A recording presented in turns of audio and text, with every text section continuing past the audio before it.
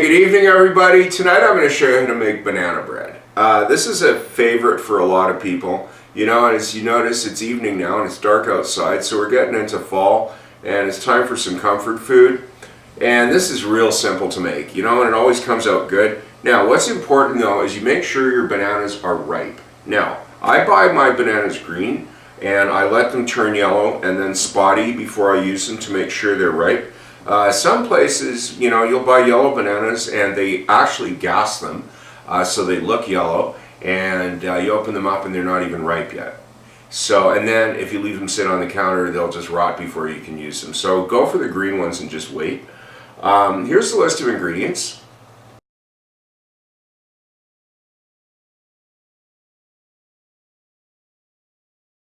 I'm going to be using the stand mixer tonight because I just got home from the gym and the butter's still hard. You know, you can use a hand masher and a whisk for this. I just think it's going to be quicker because I don't have that much time tonight. So first thing to do is get your dry ingredients ready. I've got the flour, sugar, salt, and baking powder all in a bowl. And since it's going to be going through the stand mixer, you don't have to sift it or anything. Just mix it up with a spoon. And you can hear my oven preheating in the back. So make sure you do preheat that to 350. Now the sequence of ingredients here is not critical. Usually what I'll do is I'll just start with the bananas and kind of just break them in a couple of pieces there. And if they're ripe, they have a really good smell to them when they come out and are not turning brown yet. Now, however, if you have a couple of dark bits, and let me see if I do, not on that one, it's okay. And you don't want them rotten or nothing, but you do want them definitely very ripe. You can see that one's starting to go a bit at the end. That's fine. It's just the peak there. Those are going to mash up pretty good. Just get that down in there and just start it on low so you don't have anything fly out. Start mashing that well.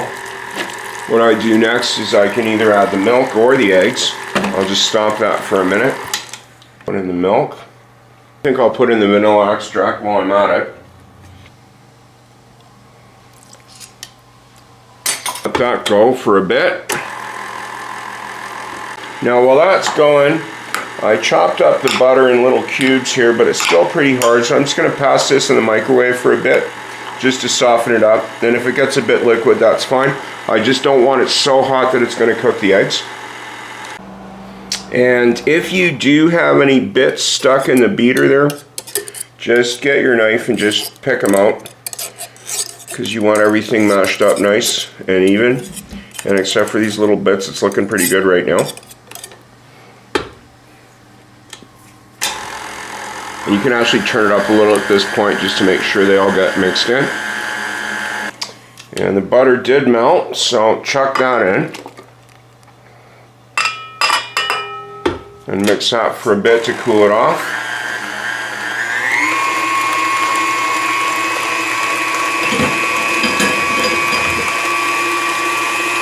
Yeah, what you do is just feel the side of the bowl. If it feels cool, the melted butter is cooled off enough that it's not going to cook the eggs.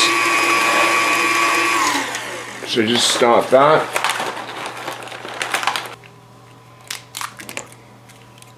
I just put them both in at the same time. So just let that mix up there, and then prepare your pan. Now you can grease this and flour it, which means just get a piece of, you know, wax paper or parchment or whatever and rub it with some butter, and then put some flour and shake it around and tamp it out. I prefer just use the straight parchment, and I'm going to show you a little trick here. Okay, so what you do is just roughly push it in, if you got a square of this or a sheet of it, and feel around in the bottom.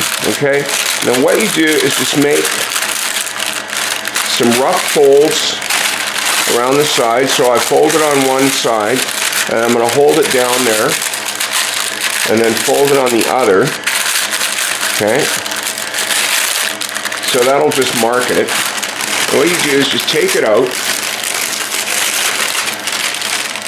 and turn it over and fold it where you marked it.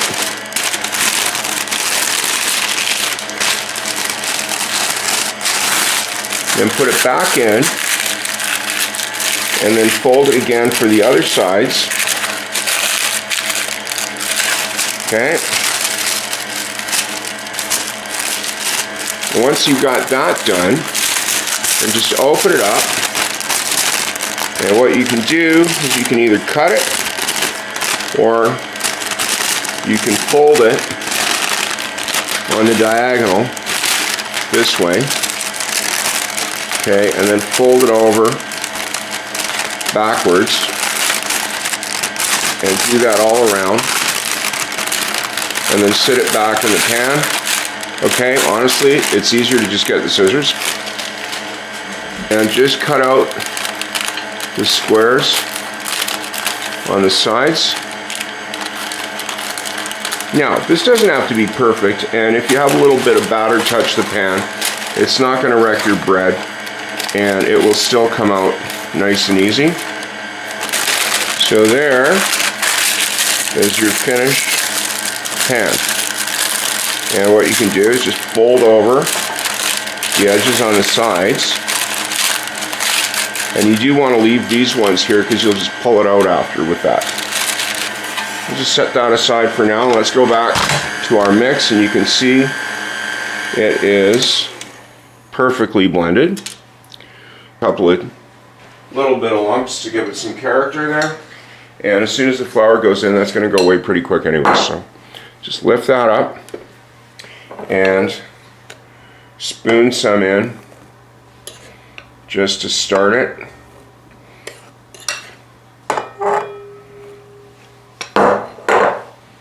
And you do want to be fairly quick about this, because as soon as your leavening, which is the baking powder, hits it, if you wait too long, as with any bread, you're going to lose your lift. Okay, so just mix that in quick. You put a bit more this time because I'm just going to do the third edition all at one shot.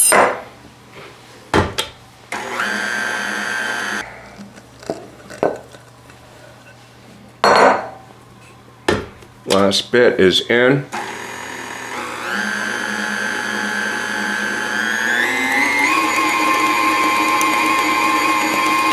And you can see it's doing a nice batter and pulling away from the sides. You can whip it quite high now just for a little bit. Okay, I'm just going to take out my beater fast and get a spatula. Just hold the paper back and pour it right into the middle. And just do that pretty quick.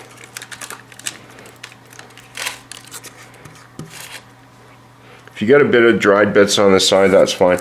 Don't want to waste too much time here.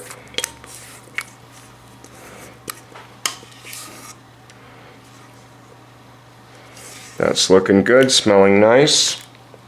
Get into the oven right away and let it bake for an hour. Timer went off. So let's see what we've got here. Oh, that's looking nice, eh? Yeah. What you can do, because it's still looking a little damp, is just get a toothpick and stick it right down in there and see if it comes out. No, it's nearly dry. So, because you do want a nice moist banana bread, I'll test it one more spot. Yeah, it's looking pretty good. So I'm just going to let that cool off there. So that's cooled off enough. I mean, it's too hot to carry, but it's cooled off enough that I can take it out of the pan. So that's what I mean. Just grab your strips like that.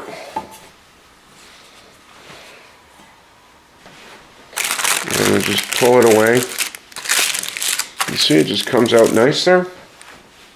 And if you notice, I'll go down a little here so you can see that the edges are looking nice and done. Now, sometimes you see banana breads that are like really, really brown. The reason for that is like people let the bananas actually get brown before they make it, which is their choice. I like it fresh, personally. Either one works. So, I'm just going to cut a piece here.